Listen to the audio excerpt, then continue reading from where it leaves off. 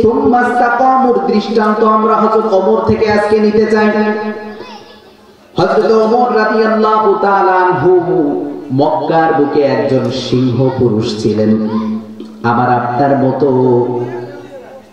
আপনার মতো সাধারণ মানুষ কিন্তু উনি নন। মক্কার বুকে এক সিংহ পুরুষের নাম হলো হযরত ওমর। ইসলাম গ্রহণের পূর্বে, ইসলাম যখন তিনি গ্রহণ করেন নাই, সেই মুহূর্তেও যদি ওমরের নাম কেউ শুনতো, ওমরের নাম শোনার সঙ্গে সঙ্গে তার ভেতরে কাঁপুনি উঠে যেত। মক্কার বুকে সব থেকে শক্তিশালী যতগুলো লোক ছিল তার ভিতরে ওমর একজন। কোথাও যদি কুরাইশদের কোনো সালিশ ফয়সালা করার প্রয়োজন হতো, তারা ওমরকে সাথে নিয়ে যেত। ওমরকে দেখলে এমনি তাদের বুক থরথর করে কেঁপে উঠল। এজন্য বিশ্বনবীজি দাওয়াতের ক্ষেত্রে ওমরকে টার্গেট করেছিলেন। বিশ্বনবীজি দাওয়াতের ক্ষেত্রে ওমরকে টার্গেট করেছিলেন, কেননা দাওয়াত যদি শক্তিশালী করতে হয়, এখানে শক্তিশালী কিছু পুরুষের দরকার আছে না নাই?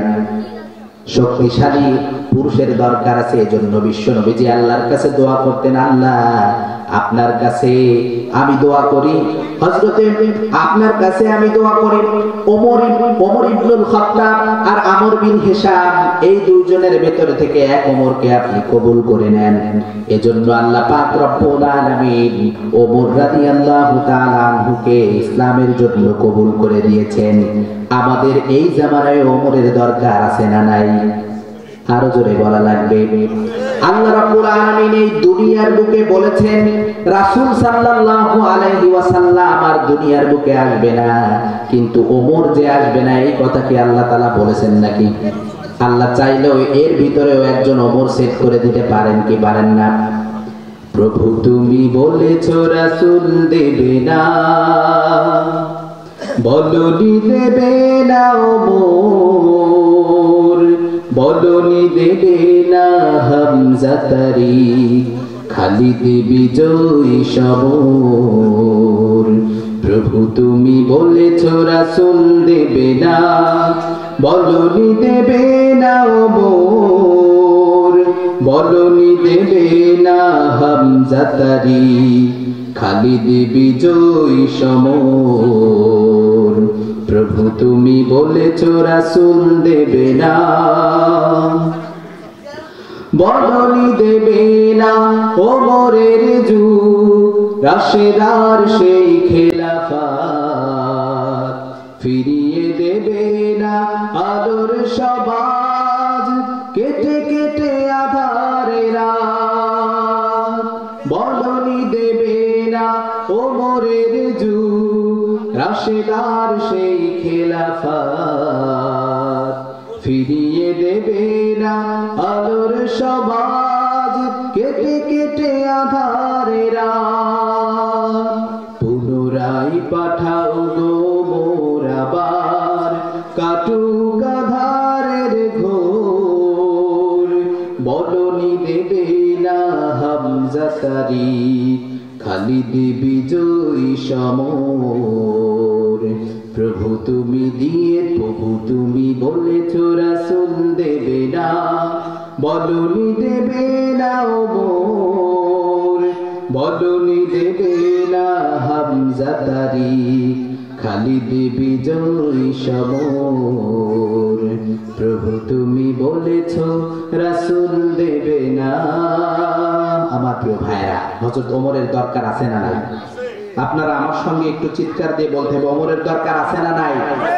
আজকে একজন ওমর নাই বলে বাংলার জমিনে দাঁড়িয়ে, বাংলার এই ৯৬% মুসলমানের দেশে দাঁড়িয়ে, মুসলমানের দেশে দাঁড়িয়ে হিন্দুর বাচ্চারা ঢাকের তালে তালে মুসলমানদের গলা দাবিয়ে দিতে পারে, কিন্তু আজকে মুসলমান ফতোয়া নিয়ে ব্যস্ত থাকার কারণে তারা অন্য কাউকে কোনো কিছু বলার শক্তি রাখতে পারে না।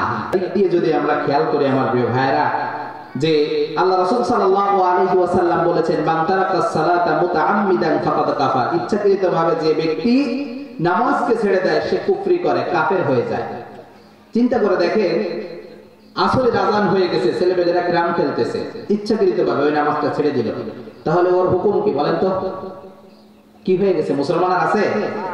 কাফের হয়ে গেছে। এইরকম যদি আমরা ধরি 5 ওয়াক্ত নামাজ কয়জনে পড়ে, 5 ওয়াক্ত নামাজ কয়জনে, তারপরে ধরে নিলাম যে বংশ বিস্তারের কারণে বা মুসলমানের ঘরে জন্ম নেওয়ার কারণে প্রায় ধরতে পারি 86 বা 90% মুসলমান, কিন্তু এই মুসলমানদের ভেতরে আজকে একতা নষ্ট হয়ে গিয়েছে সামান্য কিছু ত্রুটি বিচ্যুতির কারণে। এগুলো ইহুদিরা চক্রান্ত করে মুসলমানদের মগজে ধলাই করে দিয়েছে। এই জন্য মুসলমানেরা আজকে ছোট্ট ছোট্ট ফতোয়ার মতো বিষয় নিয়ে ছোট্ট ছোট্ট একদম নিম্নমানের বিষয় নিয়ে নিজেদের ভিতরে মারামারিতে ব্যস্ত। এই সুযোগে জালিমরা আজকে ক্ষমতা নিয়ে ব্যস্ত। আমার প্রিয় ভাইরা, এজন্য হযরত ওমর রাদিয়াল্লাহু তাআলা আনহুর মতো একজন শাসকের আজকে খুব বড় প্রয়োজন, আজকে খুব বড় প্রয়োজন। আমি হযরত ওমর রাদিয়াল্লাহু তাআলা আনহু সম্পর্কে বিস্তারিত আলোচনা করব ইনশাআল্লাহ। হযরত ওমর রাদিয়াল্লাহু তাআলা আনহু 582 খ্রিস্টাব্দে মক্কায় কুরাইশ বংশে জন্মগ্রহণ করেন। তার পিতার নাম হলো খাত্তাব, এজন্য তাকে বলা হয় উমর বিন খাত্তাব রাদিয়াল্লাহু তাআলা আনহু। তার মাতা ছিলেন আবু জাহেলকে চিনেন আপনারা? আবু জাহেলের নাম শুনছেন? সে আবু জাহেলের চাচাতো বোন ছিল তার মা। আবু জাহেলের চাচাতো বোন ছিল হযরত ওমরের মা, বুঝতে পারছেন? তার মানে হযরত ওমরের চাচাতো মামা হচ্ছে কে? আবু জাহেল। আচ্ছা, আমরা বিস্তারিত শুনবো, এজন্য আমি একটু সামনে একটু ভূমিকা দিয়ে নিচ্ছি। হযরত ওমর রাদিয়াল্লাহু তাআলা আনহু, আপনারা শুনে অবাক হবেন, তৎকালীন সময়ে ওই জাহেলি যুগে তাদের আশেপাশের অঞ্চল ভিত্তিক আপনার প্রায় 17 জনের মতো পড়াশোনা জানা লোক ছিল, যারা পড়তেও পারতো লিখতেও পারতো। লোক সংখ্যা কত? 17 জন। কতজন? 17 জন। হযরত ওমর রাদিয়াল্লাহু তাআলা আনহু সেই 17 জনের একজন ছিলেন। আপনারা দেখবেন ইসলামকে অনেক সময় মানুষ আসলে আমাদের কিছু কিছু খাসলাতের জন্য ফকিরে ধর্ম হিসেবে বাংলাদেশে প্রতিষ্ঠিত করতে চায়। ওই যে দেখবেন যে মাদ্রাসা ছাত্রদেরকে কালেকশনে পাঠানো হয় একদম ছোট্ট কাল থেকে। আপনারা এটা করবেন না। বাসে উঠিয়ে আমি যখন যাতায়াত করতেছি দেখি মাদ্রাসার ছোট্ট ছোট্ট ছেলেপেলেদেরকে বাসে উঠিয়ে দিচ্ছে। বাসে উঠিয়ে দিচ্ছে কি জন্য? কালেকশনের জন্য। কালেকশনের জন্য। অন্য একটা বাচ্চার বাবা যখন দেখতেছে যে এতটুকু একটা ছেলে বাসে উঠে মসজিদের জন্য মাদ্রাসার জন্য কালেকশন করতেছে, আমার ছেলেকে আমি মাদ্রাসায় দেব না। কেননা মাদ্রাসায় যদি দেই তাহলে তো আমার সন্তানও এখানে এসে কালেকশন করবে, পড়াশোনার সময় গ্রহণ করবে। আমার প্রিয় ভাইরা, জেনে রাখা দরকার ইসলামের ইতিহাসটা কি। আজকে মুসলমান ইসলামের ইতিহাস থেকে দূরে সরে গিয়েছে, নিজের বাপদাদার ইতিহাসই জানে না। সে অন্য অন্য জায়গায় হাত টুকাইয়ে বেড়ায়, কিন্তু নিজের গৌরবের যে ইতিহাস এটাই আজকে মুসলমান জানতে চায় না। তো দেখেন, ইসলামের ইতিহাসের একজন গৌরব উজ্জ্বল নক্ষত্র হযরত ওমর রাদিয়াল্লাহু তাআলা আনহু। তৎকালীন সময়ে যে 17 জন ব্যক্তি পড়াশোনা জানতেন তাদের ভিতরে ওমর রাদিয়াল্লাহু তাআলা আনহু ছিলেন একজন। আল্লাহ তাআলা শুধু শুধু বেছে বেছে হিরোদেরকে আল্লাহ রাব্বুল আলামিন তখন ইসলাম গ্রহণ করাইছেন। আল্লাহ রাব্বুল আলামিন। আমার প্রিয় ভাই, হযরত ওমর রাদিয়াল্লাহু তাআলা আনহু তিনি ছিলেন ছোট্ট কাল থেকে একজন সাহসী যোদ্ধা, এবং তার শরীরটা আল্লাহ রাব্বুল আলামিন এমন ভাবে ফিট করে দিয়েছিলেন যে শত্রু পক্ষ তাকে দেখলে ভয়ে থরথর করে কাঁপতো। অনেকের ভেতরে যদি হযরত ওমর রাদিয়াল্লাহু তাআলা আনহু দাঁড়িয়ে থাকতো তাহলে বোঝা যেত উনি মনে হয় টুলের উপরে দাঁড়ায় আছেন, এতটা লম্বা ছিলেন এবং এতটা ফিট দেহের অধিকারী ছিলেন। আমার প্রিয় ভাইরা, হযরত ওমর রাদিয়াল্লাহু তাআলা আনহু ইসলাম গ্রহণের এক উদ্দীপ্ত ঘটনা আপনারা জানেন। সংক্ষিপ্তভাবে আপনাদেরকে আমি জানানোর চেষ্টা করব। হযরত ওমর রাদিয়াল্লাহু তাআলা আনহু ইসলাম গ্রহণের পেছনে নেপথ্য 3টি কারণ রয়েছে। কয়টি? 3টি স্টেপে হযরত ওমর রাদিয়াল্লাহু তাআলা আনহু ইসলামের সুমহান বাণী, তিনি ইসলামের সুমহান সুধা তিনি পান করতে পেরেছেন। এক নাম্বার হলো বিশ্বনবীজি সাল্লাল্লাহু আলাইহি ওয়াসাল্লাম হযরত ওমর রাদিয়াল্লাহু তাআলা আনহুর জন্য দোয়া করেছেন। নিজে খাস করে একদম তাহাজ্জুদের নামাজে বিশ্বনবী সাল্লাল্লাহু আলাইহি ওয়াসাল্লাম হযরত ওমরের জন্য দোয়া করেছেন। বিশ্বনবীজি তাহাজ্জুদের নামাজে দাঁড়ান, নামাজ শেষ হয়ে গেল, দুটি হাত উপরের দিকে তুলে আল্লাহ রাব্বুল আলামিনের কাছে বিশ্বনবীজি বললেন, আল্লাহুম্মা আইজ্জাল ইসলাম বিআহবি হাযার রাজুলাইন। আল্লাহর কাছে বললেন, ও আল্লাহ, দুই ব্যক্তির জন্য আপনার কাছে দোয়া করি, এই দুই ব্যক্তির ভেতরে আপনার কাছে সব থেকে মূল্যবান যিনি, সব থেকে কাছের মানুষ যিনি, তাকে আপনি ইসলামের বাণী প্রচারক হিসেবে কবুল করে নেন। বিশ্বনবীজি শুধু এই দুই ব্যক্তির কথা এভাবে বলেন নাই, সঙ্গে সঙ্গে আল্লাহ রাব্বুল আলামিনের কাছে নাম উল্লেখ করে দিলেন। আল্লাহ ওই দুই ব্যক্তি হলো ওমর বিন খাত্তাব, একজন খাত্তাবের বেটা ওমর, আর একজন হলো আমর বিন হিশাম। আবু জাহেল নামে যেই ব্যক্তিটা পরিচিত, হিশামের ছেলে আমর। অনেকে বলেন যে দুই ওমরের এক ওমরকে আল্লাহ কবুল করে না। মূলত হযরত ওমর রাদিয়াল্লাহু তাআলা আনহু, তার নাম ছিল ওমর বিন খাত্তাব, আর এই আবু জাহেলের নাম ছিল হলো আমর বিন হিশাম, হিশামের বেটা আমর। এই নাম মক্কার বুকে তার নাম ছিল প্রথমে হচ্ছে আবুল হাকাম। কি ছিল? আবুল হাকাম। আবুল হাকাম শব্দের অর্থ হলো জ্ঞানীদের পিতা। কিসের পিতা? জ্ঞানীর পিতা, জ্ঞানীদের পিতা। অত্যন্ত বিচক্ষণ ব্যক্তি ছিলেন তিনি, এই আবু জাহেল। কান দিয়ে শোনা লাগবে একটু, আমার কথা একটু কাটা কাটা, বুঝতে পারছেন? রং রস একটু কম দিতে পারে, এই জন্য একটু যদি কান দিয়ে শোনেন ইসলামের সঠিক বার্তাগুলো ইনশাল্লাহ এখান থেকে পাবেন। তাহলে এই আবু জাহেলের নাম কি ছিল বলেন তো? আবুল হাকাম, জ্ঞানীদের পিতা। কিন্তু যখন এর কাছে ইসলামের কথাগুলো আল্লাহ রাসূল সাল্লাল্লাহু আলাইহি সাল্লাম তুলে ধরলেন তার সাহাবীদের মাধ্যমে, সে নিজে দাওয়াত নিয়ে গেল, কিন্তু ইসলামকে যখন অস্বীকার করলো, তখন তার নাম আল্লাহ রাসূল নিজে দিলেন আবু জাহেল। জ্ঞানীদের পিতা থেকে কিসের পিতা হয়ে গেল? মূর্খদের পিতা। এখানে একটা লজিক আছে। তার মানে বোঝা যায়, আপনি যদি মুসলমান হন, আপনার সকল জ্ঞান আছে কিন্তু কোরআনের জ্ঞান নাই, physics, chemistry, math, biology, zoology, medical science, যত রকমের বিদ্যা আছে সব বিদ্যা নস্যাৎ হয়ে যাবে যদি কোরআনটা ভিতরে না থাকে। আমার বড় আফসোস হয়, আপনি মুসলমানের ছেলে, আপনি সায়েন্স জানেন, আপনি মুসলমানের ছেলে, ইংলিশে অনর্গল কথা বলতে পারেন, আপনি মুসলমানের ছেলে, আপনি সর্ব রকমের বিদ্যায় পারদর্শী, কিন্তু আপনাকে যখন পড়তে বলা হয় আলহামদুলিল্লাহি রাব্বিল আলামিন, মনে হয় ওকে পৃথিবীর ভিতরে সর্ব কঠিন একটা বিষয় জিজ্ঞাসা করেছে, এর নাম মনে হয় ও কোনোদিন শুনে নাই। এটা আজকের মুসলমানের ছেলেদের অবস্থা। এমনও বিষয় আমি দেখেছি, জিজ্ঞাসা করা হয় হযরত আদম আলাইহিস সালাতু ওয়াস সালামকে আপনি কি জানেন নাকি? ভার্সিটির ছেলেপেলেদেরকে, শুধুমাত্র ভার্সিটির ছেলে এটা বলি না, কলেজের ছেলেদেরকে, জেনারেল পড়ুয়া অনেক ছেলেদেরকে জিজ্ঞাসা করা হয় হযরত আদমকে চিনেন নাকি? অনেকে বলছে যে এই আদমের বাড়ি কই, ভাবছে মানে পাশের বাড়ির কোনো আদম টাদম হবে। আমার প্রিয় ভাইরা, আল্লাহ রাসূল সাল্লাল্লাহু আলাইহি ওয়াসাল্লাম স্পষ্ট বলে দিয়েছেন, তলাবুল ইলমি ফরিদাতুন আলা কুল্লি মুসলিম, ইলম অর্জন করা প্রত্যেকটা মুসলমানের জন্য ফরজ করে দিয়েছেন, প্রত্যেকটা মুসলমানের জন্য ফরজ করে দিয়েছেন। অন্তত যেন তারা এইটা হালাল এইটা হারাম এতটুকু যেন তারা বুঝতে পারে, এটা অর্জন করা আল্লাহ রাসূল সাল্লাল্লাহু আলাইহি ওয়াসাল্লাম কি করে দিয়েছেন? ফরজ করে দিয়েছেন। হযরত ওমর রাদিয়াল্লাহু তাআলা আনহু তখন খলিফা, মনে পড়ে গেল হযরত ওমর রাদিয়াল্লাহু তাআলা আনহু তখন খলিফা। এক ব্যক্তি এসে হযরত ওমর রাদিয়াল্লাহু তাআলা আনহুকে বিচার দিল, আমিরুল মুমিনিন, আমার ছেলে আমাকে থাপ্পড় মারছে। কি করছে? আমার ছেলে আমাকে থাপ্পড় মারছে। আমিরুল মুমিনিন বললেন যে তোমার ছেলেকে ডাক দাও। এসে বললেন যে কি ব্যাপার, তুমি তোমার বাবাকে থাপ্পড় মারছো কেন? ঘটনা কি? এটা বিয়াদবি করছো তো, জানো না? বাবার হক আদায় করছো? তখন তিনি বললেন যে আমিরুল মুমিনিন, শুধুমাত্র কি সন্তানেরই হক আদায় করতে হবে, বাবা মাকে সম্মান করতে হবে, এটাই শুধু সন্তানের হক? বাবা মার কি কোনো দায়িত্ব নাই?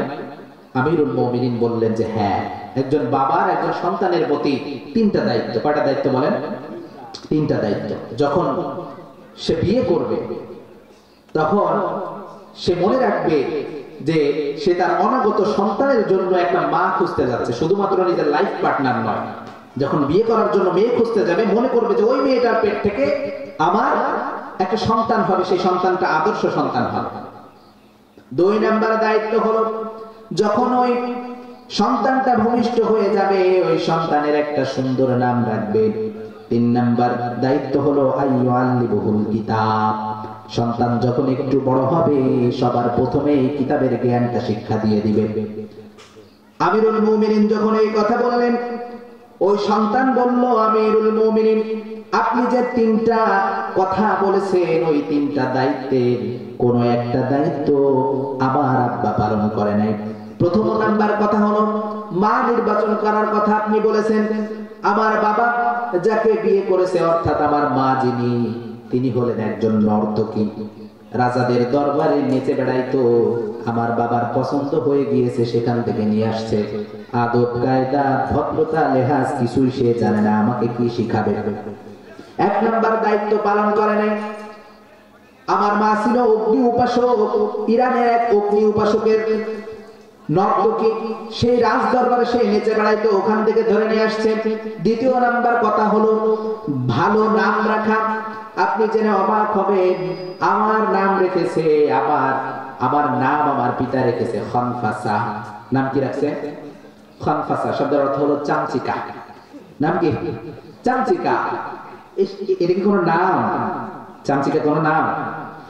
আমার প্রিয় ভাইরা, একজন বাবার জন্য কর্তব্য হলো অর্থবহ সুন্দর নাম রাখা।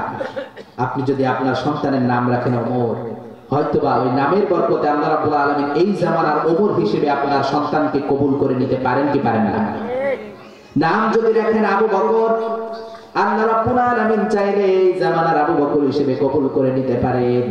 নাম যদি রাখেন ওই চামচিকা, তাহলে এই জামানার চামচিকারা যেমন লাফায় বেড়ায়, আপনার সন্তানও ঠিক তেমনই লাফিয়ে লাফিয়ে আপনাকে চড় থাপ্পড় মারবে, এটাই স্বাভাবিক।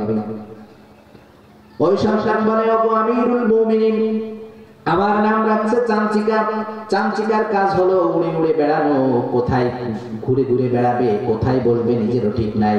চামচিকা যেমন লাফিয়ে বেড়ায়, আমিও তেমন লাফিয়ে লাফিয়ে, হয়তো আমার বাবার গালে একটা থাপ্পড় লেগে গেছে, আমার দোষ কি? কথা বুঝতেছেন আমার প্রিয় ভাইরা? তৃতীয় নাম্বার কথা হলো আইয়ুআল্লিমুহুল কিতাব, কিতাবের কিছু অংশ শিক্ষা দেওয়া, যেন সে হালাল হারাম এটা যেন সে বুঝতে পারে। হালাল হারাম এটা যেন সে বুঝতে পারে, এজন্য কোরআনুল কারীমের অর্থ তাকে শিক্ষা দেওয়া। আমার প্রিয় ভাইরা, তখন ওই ছেলে বলল, আল্লাহর কোরআনের একটি হরফও আমার বাবা শিখায় না। আল্লাহর কোরআনের একটি হরফ আমার বাবা শিখায় না। আমিরুল মুমিনিন এই কথা যখন শুনলেন, এই কথা শোনার সঙ্গে সঙ্গে ওই লোকের ঘাড়ে ধরলেন আর বললেন, তোমার ছেলের বিচার দেওয়ার জন্য তুমি আমার কাছে আসছো, কিন্তু আমি একজন বিচারক হিসেবে যদি দেখি ছেলের বিচার নয়, তুমি বাবার বিচার আগে আমার করতে হবে। কেননা ওই ছেলের যেভাবে পরিচর্যা করার দরকার ছিল সেভাবে তুমি পরিচর্যা করো নাই। আমার প্রিয় ভাইরা, ওমর রাদিয়াল্লাহু তাআলা আনহু ছিলেন একজন বিচারক। ইসলামের ক্ষেত্রে তিনি কাউকে ছাড় দিতেন না। ইসলামের ক্ষেত্রে কাউকে তিনি ছাড় দিতেন না। যে কথাটি আমি বলতেছিলাম, আমার প্রিয় ভাইরা, আমার প্রিয় হাবিব সাল্লাল্লাহু আলাইহি ওয়াসাল্লাম দোয়া করলেন, আল্লাহ হয়তো আবু জাহেল নয়তো ওমর, যে কোনো একজনকে আপনি কি করেন? কবুল করে নেন। আল্লাহ রাব্বুল আলামিন তার প্রিয় হাবিব সাল্লাল্লাহু আলাইহি ওয়াসাল্লাম যদি দোয়া করে, সেই দোয়াকে কবুল না করে পারে? বলেন, পারে না। আমার প্রিয় ভাইরা, আল্লাহ রাসূল সাল্লাল্লাহু আলাইহি ওয়াসাল্লাম যখন দোয়া করলেন, মুহূর্তে ওই দোয়াটা কবুল করে নিলেন কে? আল্লাহ পাক। একদিন হযরত ওমর রাদিয়াল্লাহু তাআলা আনহু তিনি বাহিরে রাত্রি যাপন করলেন। হঠাৎ করে ঘুরতে ঘুরতে কাবার ভেতরে চলে গেলেন। দেখলেন বিশ্ব নবীজি তাহাজ্জুদের সালাত আদায় করেন। হযরত ওমর রাদিয়াল্লাহু তাআলা আনহু পেছনে দাঁড়িয়ে বিশ্ব নবী সাল্লাল্লাহু আলাইহি ওয়াসাল্লাম তাহাজ্জুদের সালাত আদায় করছেন। সূরাতুল হাক্কার মাধ্যমে বিশ্ব নবীজি পড়া শুরু করেছেন, আল হাক্কাতু মাল হাক্কা ওয়া মা আদরাকা মাল হাক্কা কাযাবাত সামুদ ওয়া আদুম বিল কারিয়া। বিশ্বনবী সাল্লাল্লাহু আলাইহি ওয়াসাল্লাম সূরা হাক্কা তেলাওয়াত করছেন, আর ওমর রাদিয়াল্লাহু তাআলা আনহু মন্ত্রমুগ্ধ হয়ে সেই তেলাওয়াত শুনছেন। কি সুর, কি সুরের ঝংকার! বিশ্বনবী সাল্লাল্লাহু আলাইহি ওয়াসাল্লামের সুর মনে হয় আমার আপনার মতো ছিল নাকি? আমার প্রিয় ভাইরা, আল্লাহ রাসূল সাল্লাল্লাহু আলাইহি ওয়াসাল্লামের কণ্ঠে কি সুন্দর সুর আল্লাহ পাক রব্বুল আলামিন দিয়েছিলেন, যেটা আমরা ইনশাআল্লাহ যদি কখনো জান্নাতে যাই, আমরা আল্লাহর কাছে আশা রাখি যে আমরা জান্নাতে যেতে চাই। আমরা সবাই এখানে যারা আছি জান্নাতে যেতে চাই তো? জান্নাতে যেতে চাই? আমার প্রিয় ভাইরা, আল্লাহ পাক কবুল করুক, সকলে পড়ে না আমিন। যদি জান্নাতে যান তাহলে বিশ্বনবী সাল্লাল্লাহু আলাইহি সাল্লামের কণ্ঠে সূরা ইয়াসিন শোনার সুযোগ আমাদের হবে ইনশাআল্লাহ। আমার প্রিয় ভাইরা, যে কথাটা আমি বলছিলাম, রাসূল সাল্লাল্লাহু আলাইহি সাল্লাম সূরা হাক্কা তেলাওয়াত করছেন, ওমর রাদিয়াল্লাহু তাআলা মন্ত্রমুগ্ধ হয়ে সেই তেলাওয়াত শুনছেন। আমি আগেই বলেছি মক্কার বুকে পড়াশোনা লোকের ভিতরে ওমর কিন্তু অন্যতম। সুতরাং ওমর কোরআন বুঝতেও পারছে রাসূল সাল্লাল্লাহু আলাইহি সাল্লাম কি বলছেন। এত সুন্দর কথা বিশ্বনবী সাল্লাল্লাহু আলাইহি ওয়াসাল্লাম যখন কোরআন থেকে তেলাওয়াত করলেন, হযরত ওমর মন্ত্রমুগ্ধ হয়ে সেই তেলাওয়াতগুলো শুনে আর দুলতেছে। কত সুন্দর কথা! এই কথা মনে হয় নবীজি সাল্লাল্লাহু আলাইহি ওয়াসাল্লাম নিজে তৈরি করছে, পড়েন নাউজুবিল্লাহ। এই কথা মনে হয় নবী সাল্লাল্লাহু আলাইহি ওয়াসাল্লাম নিজে তৈরি করছে। তিনি ভাবলেন যে রাসূল সাল্লাল্লাহু আলাইহি সাল্লাম হয়তো কবি হয়ে গেছে কিনা, কেননা তৎকালীন আরবের বুকে সর্বশিক্ষিত যে সকল মহল ছিল তারা মুহূর্তের ভিতরে ছন্দ গাঁথনির মাধ্যমে কবিতা তৈরি করে ফেলতো। এজন্য ভাবছে যে এই কথাগুলো মনে হয় কবিতার মতো, আর মুহাম্মদ মনে হয় কবি।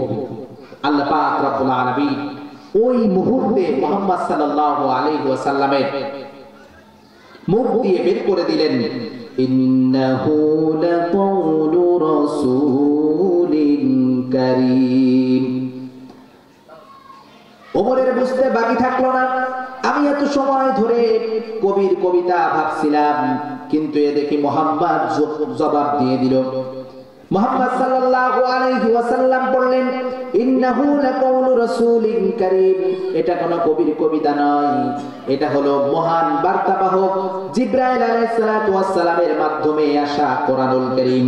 এরপরের আয়াতে আল্লাহ পাক রব্বুল আলামিন যেটা নাযিল করেছেন, বিশ্বনবীজি পড়তে আরম্ভ করলেন, ওয়া মা হুয়া বিকাউলি শাইরিন কলিলাম মা তুমিনুন। হযরত ওমরের বুঝতে বাকি থাকলো না, ওয়া মা হুয়া বিকাউলি শাইর, অর্থাৎ এটা কোনো কবির কবিতা নয়। কলিলাম মা তুমিনুন, খুব অল্প সংখ্যক লোকই তোমরা এর উপরে ঈমান আনো। হযরত ওমর রাদিয়াল্লাহু তাআলা আনহু অবাক হয়ে গেলেন, কিরে একটু আগে আমি মনের ভেতরে ভাবলাম এটা মনে হয় মুহাম্মদ নিজে বানিয়েছে, এটা মনে হয় মুহাম্মদ নিজে তৈরি করেছে, কিন্তু মুহাম্মদ দেখি এখন বলা শুরু করেছে এটা নাকি কবিতা নয়, এটা নাকি সে নিজে বানায় নাই, এটা নাকি মুহাম্মদ সাল্লাল্লাহু আলাইহি ওয়াসাল্লাম আল্লাহ রাব্বুল আলামিনের পক্ষ থেকে গিফট হিসেবে পেয়েছেন। আল্লাহ রাব্বুল আলামিনের পক্ষ থেকে জিবরাইল আলাইহিস সালাতু ওয়াস সালামের মাধ্যমে মুহাম্মদুর রাসূলুল্লাহ সাল্লাল্লাহু আলাইহি ওয়াসাল্লামের উপরে নাজিল হয়েছে। আমি যখন এই কথাটা মনে মনে ভাবার ভিতরে মুহাম্মদ সাল্লাল্লাহু আলাইহি ওয়াসাল্লাম বুঝে গিয়েছেন, তাহলে মনে হয় মুহাম্মদ কোন জাদুকর, মুহাম্মদ মনে হয় কোন গণক। ইতিমধ্যেই আল্লাহ রাব্বুল আলামিন বিশ্ব নবীজির মুখ দিয়ে বের করে দিলেন, ওয়ালা বিকাউলি কাহিনিন কলিলাম মা তাযাক্কারুন। ওমর রাদিয়াল্লাহু তাআলা আনহু বুঝে গেলেন, হায় হায়, একটু আগে আমি চিন্তা করলাম এটা মনে হয় কবির কবিতা, মুহাম্মদ দেখি আয়াত পাঠ করে ফেললো, ওয়ালা বিকাউলি শাইর কলিলাম মা তুমিনুন, এটা কোনো কবির কবিতা নয়, খুব অল্প সংখ্যক লোকই তোমরা বিশ্বাস স্থাপন করো। আবার ভাবা শুরু করলাম, মুহাম্মদ যেহেতু আমার মনের কথা বুঝে ফেলেছেন, হয়তো সে কোনো গণক হবে, গণনা করে জাদুবিদ্যা করে আমার মনের কথা, সে গায়েবের কথা বুঝতে পেরে যায়। কিন্তু না, মুহাম্মাদের মুখ দিয়ে দেখি বের হয়ে গেল, আলা বিকাউলি কাহিনিন কলিলাম মা তাযাক্কারুন। এটা কোনো গণকের কথা নয়, এটা কোনো গণকের কথা নয়। কলিলাম মা তাযাক্কারুন, খুব অল্প সংখ্যক লোকই তোমরা উপদেশ গ্রহণ করো। হযরত ওমর চিন্তায় পড়ে গেলেন, আহারে, কবির কবিতাও না, আবার গণকের গণনাও না, তাহলে এটা কিসের কথা? হযরত ওমর রাদিয়াল্লাহু তাআলা আনহু যখন ভাবতে থাকলেন এটা কিসের কথা, আল্লাহ পাক বিশ্ব নবীর মুখ দিয়ে বের করে দিলেন, তানজিলুম মির রাব্বিল আলামিন। এটা কবির কবিতাও নয়, গণকের গণনাও নয়, এটা হলো সর্বময় ক্ষমতার অধিকারী আল্লাহ রাব্বুল আলামিনের পক্ষ থেকে নাযিল হওয়া মহাগ্রন্থ আল কোরআন। সকলে পড়েন আল্লাহু আকবার। আল্লাহ প্রিয় ভাইরা, মহাগ্রন্থ আল কোরআন এমন একটা কিতাব, সমাধান যদি পাইতে হয় আসতে হবে কোথায়? আরো জোরে বলা লাগবে, কার কাছে? কোরআনের কাছে। সমাধান পেতে হলে আসতে হবে কোথায়? সমাধান চাও যদি জীবনে মরণে, ফিরে যাও খুঁজে নাও চোখ রাখো কোরআনে। সমাধান চাও যদি জীবনে মরণে, ফিরে যাও খুঁজে নাও চোখ রাখো কোরআনে। তবেই পাবে সুখ শান্তির ঠিকানা, তবেই পাবে সুখ শান্তির ঠিকানা, যদি মেনে নাও তুমি মনে প্রাণে। সমাধান সবার পড়া লাগবে। সমাধান চাও যদি জীবনে মরণে, ফিরে যাও খুঁজে নাও চোখ রাখো কোরআনে। সমাধান সমাধান চাইলে আসতে হবে কোথায়? কোথায় আসতে হবে বলেন? কোরআনের কাছে আসতে হবে। আমার প্রিয় ভাইরা একটু জিকির করি, লা ইলাহা ইল্লাল্লাহ, লা ইলাহা ইল্লাল্লাহু মুহাম্মাদুর রাসূলুল্লাহ সাল্লাল্লাহু। আমার প্রিয় ভাইরা, তাহলে আমরা শুনলাম সমাধানের জন্য আমরা চোখ রাখবো কোথায়? কোরআনুল কারীমের পাতায়। আল্লাহ রাসূল সাল্লাল্লাহু আলাইহি ওয়াসাল্লামের তেলাওয়াতের শেষ পর্যন্ত ছিলেন, শুনলেন। এভাবে হযরত ওমর রাদিয়াল্লাহু তাআলা আনহু এই সূরা আক্কার মাধ্যমে দ্বিতীয় ধাক্কা পেয়ে ওমর রাদিয়াল্লাহু তাআলা আনহুর অন্তরে আল্লাহ রাব্বুল আলামিনের পক্ষ থেকে ঈমানের একটা বীজ বপন হয়ে গেল। সকলে বলেন আলহামদুলিল্লাহ। আমার প্রিয় ভাইরা, হযরত ওমর রাদিয়াল্লাহু তাআলা আনহু ধীরে ধীরে ইসলামের প্রতি দুর্বল হয়ে পড়ছেন, কিন্তু এখনো ইসলাম গ্রহণ করেন নাই। দারুন নাদওয়া তৎকালীন সময়ের সংসদ ভবন ছিল। দারুন নাদওয়ার বুকে ঘোষণা দিয়ে দিল আবু জাহেল, সেই সংসদের প্রধানমন্ত্রী ছিল। ঘোষণা দিয়ে দিল মুহাম্মদ সাল্লাল্লাহু আলাইহি ওয়াসাল্লাম যেভাবে কোরআনের দাওয়াতি কাজ করছে, এভাবে যদি চলতে দেওয়া যায়, বিশাল সৈন্যবাহিনী নিয়ে আমাদের ক্ষমতা আসে ছিনিয়ে নিয়ে যাবে।